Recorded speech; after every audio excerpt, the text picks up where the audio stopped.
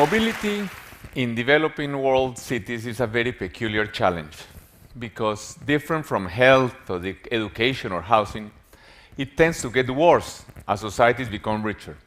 Clearly an unsustainable model. Mobility, as most other developing country problems, more than a matter of money or technology, is a matter of equality, equity. The great inequality in developing countries makes it difficult to see, for example, that in terms of transport, an advanced city is not one where even the poor use cars, but rather one where even the rich use public transport. Or bicycles. For example, in Amsterdam, more than 30% of the population uses bicycles, despite the fact that the Netherlands has a higher income per capita than the United States. There is a conflict in developing world cities for money, for government investment. If more money is invested in highways, of course there is less money for housing, for schools, for hospitals. And also, there is a conflict for space. There is a conflict for space between those with cars and those without them. Most of us accept today that private property and market economy is the best way to manage most of society's resources. However, there is a problem with that market economy needs inequality of income in order to work. Some people must make more money, some others less, some companies succeed, others fail. Then what kind of equality can we hope for today with market economy? I would propose two kinds which both have much to do with cities. The first one is equality of quality of life, especially for children. That all children should have, beyond the obvious health and education, access to green spaces, to sports facilities, to swimming pools, to music lessons. And the second kind of equality is one which we could call democratic equality. The first article in every constitution states that all citizens are equal before the law. That is not just poetry, it's a very powerful principle. For example, if that is true, a bus with 80 passengers has a right to 80 times more road space than a car with one. We have been so used to inequality sometimes that is before our noses and we do not see it. Less than 100 years ago, women could not vote, and it seemed normal. In the same way that it seems normal today to see a bus in traffic. In fact, when I became mayor, applying that democratic principle that public good prevails over private interest, that a bus with 100 people has a right to 100 times more road space than a car, we implemented a mass transit system based on buses on exclusive lanes. We called it Transmilenio in order to make buses sexier. And one thing is that it's also a very beautiful democratic symbol because as buses zoom by expensive cars stuck in traffic, it clearly is almost a picture of democracy at work. In fact, it's not just a matter of equity. It doesn't take PhDs. A committee of 12-year-old children would find out in 20 minutes that the most efficient way to use scarce road space is with exclusive lanes for buses. In fact, buses are not sexy, but they are the only possible means to bring mass transit to all areas of fast-growing developing cities. They also have great capacity. For example, this system in Guangzhou is moving more passengers our direction than all subway lines in China, except for one line in Beijing, at a fraction of the cost. We fought not just for space for buses, but we fought for space for people, and that was even more difficult. Cities are human habitats, and we humans are pedestrians. Just as fish need to swim, or birds need to fly, or deer need to run, we need to walk. There is a really enormous conflict when we are talking in developing country cities between pedestrians and cars. Here, what you see is a picture that shows insufficient democracy. What this shows is that people who walk are third-class citizens, while those who go in cars are first-class citizens. In terms of transport infrastructure, what really makes a difference between advanced and backward cities is not highways or subways, but quality sidewalks. Here they made a flyover, probably very useless, and they forgot to make a sidewalk. This is prevalent all over the world. Not even school children are more important than cars. In my city of Bogota, we fought a very difficult battle in order to take space from cars which had been parking on sidewalks for decades in order to make space for people that should reflect dignity of human beings and to make space for protected bikeways. First of all, I had black hair before that. And I was almost impeached in the process. It is a very difficult battle. However, it was possible, finally, after very difficult battles, to make a city that would reflect some respect for human dignity, that would show that those who walk are equally important to those who have cars. Indeed, a very important ideological and political issue anywhere is how to distribute that most valuable resource of a city, which is road space. A city could find oil or diamonds underground, and it would not be so valuable as road space. How to distribute it between pedestrians, bicycles, public transport, and cars. This is not a technological issue.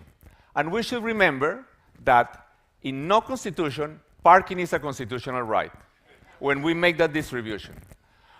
We also built, and this was 15 years ago, before there were bikeways in New York or in Paris or in London. It was a very difficult battle as well. More than 350 kilometers of protected bicycle ways. I don't think protected bicycle ways are a cute architectural feature. They are a right, just as sidewalks are, unless we believe that only those with access to a motor vehicle have a right to safe mobility without the risk of getting killed.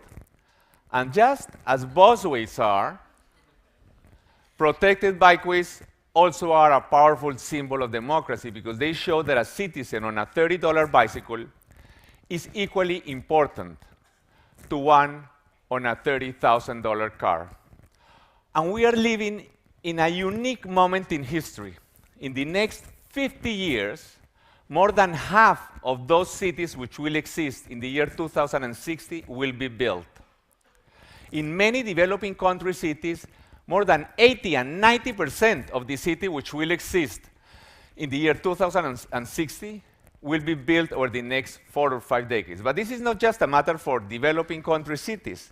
In the United States, for example, more than 70 million new homes must be built over the next 40 or 50 years. That's more than all the homes that today exist in Britain, France, and Canada put together. And I believe that our cities today have severe flaws and that different, better ones could be built. What is wrong with our cities today? Well, for example, if we tell any 3-year-old child who's barely learning to speak in any city in the world today, watch out, a car, the child will jump in fright. And with a very good reason, because there are more than 10,000 children who are killed by cars every year in the world. We have had cities for 8,000 years, and children could walk out of home and play. In fact, only very recently, towards 1900, there were no cars. Cars have been here for really less than 100 years. They completely changed cities. In 1900, for example, nobody was killed by cars in the United States. Only 20 years later, between 1920 and 1930, almost 200,000 people were killed by cars in the United States. Only in 1925, almost 7,000 children were killed by cars in the United States. So we could make different cities. Cities that would give more priority to human beings than to cars, that would give more public space to human beings than to cars. Cities that would show great respect for those most vulnerable citizens, such as children or the elderly. I will propose to you a couple of ingredients which I think would make cities much better. And it would be very simple to implement them in the new cities which are only being created. Hundreds of kilometers of greenways, crisscrossing cities in all directions. Children would walk out of home into safe spaces. They could go for dozens of kilometers safely without any risk in wonderful greenways, sort of bicycle highways. And I would invite you to imagine the following: a city in which every other street would be a street only for pedestrians and bicycles. In new cities which are going to be built, this would not be particularly difficult. When I was mayor of Bogotá, in only 3 years, we were able to create 70 kilometers in one of the most dense cities in the world of these bicycle highways. And this changes the way people live, moves, enjoy the city. In this picture, you see in one of very poor neighborhoods, we have a luxury pedestrian bicycle street and the cars still in the mud. Of course, I would love to pave this street for cars, but what do we do first? 99% of people in those neighborhoods don't have cars. But you see, when a city is only being created, it's very easy to incorporate this kind of infrastructure. Then the city grows around it. And of course, this is just a glimpse of something which could be much better if we just create it, and it changes the way of life. And the second ingredient, which would solve mobility, that very difficult challenge in developing countries in a very low cost and simple way, would be to have hundreds of kilometers of streets only for buses. Buses and bicycles and pedestrians. This would be, again, a very low-cost solution if implemented from the start. Low-cost, pleasant transit with natural sunlight. Well, but unfortunately, reality is not as good as my dreams. Because of private property of land and high land prices, all developing country cities have a large problem of slums. In my country of Colombia, almost half the homes in cities initially were illegal developments. And of course, it's very difficult to have mass transit or to use bicycles in such environments. But even legal developments are also being located in the wrong places, very far from the city centers, where it's impossible to provide low-cost, high-frequency public transport. As a Latin American, and Latin America was the most recently urbanized region in the world, I would recommend respectfully, passionately, to those countries which are yet to urbanize. Latin America went from 40% urban in 1950 to 80% urban in 2010.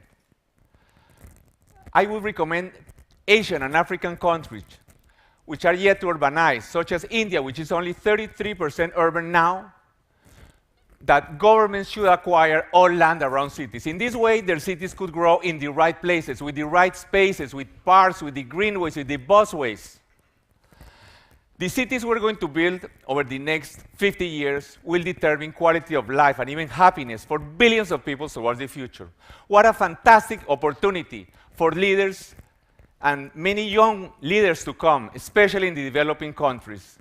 They can create a much happier life for billions towards the future. I am sure, I am optimist, that they will make cities better than our most ambitious dreams.